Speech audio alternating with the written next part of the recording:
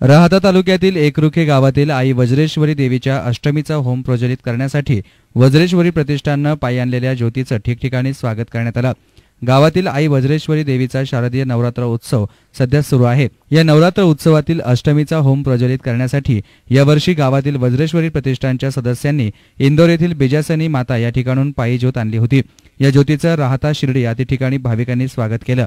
गावात ज्योतीचं आगमन होताच या ज्योतीचं ग्रामस्थांनी सवाद्य स्वागत केलं।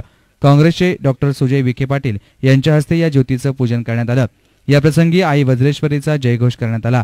या प्रसंगी भाविकही मोठ्या संख्येने उपस्थित होते। राज्य आणि राज्याबाहेरून पायी ज्योत आणण्याचा विक्रम देखील या प्रतिष्ठाननं यापूर्वीच केला आहे। डॉक्टर सुजय विखे पाटील यांनी या उपक्रमाचं कौतुक केलं।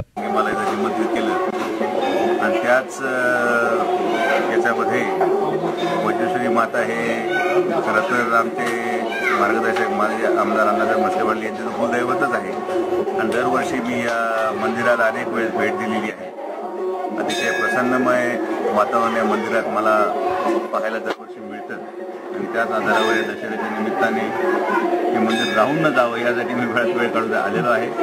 तर S9च्या वतीने मी सगळ्या दर्शकांना येणाऱ्या दसऱ्याच्या शुभेच्छा देतो।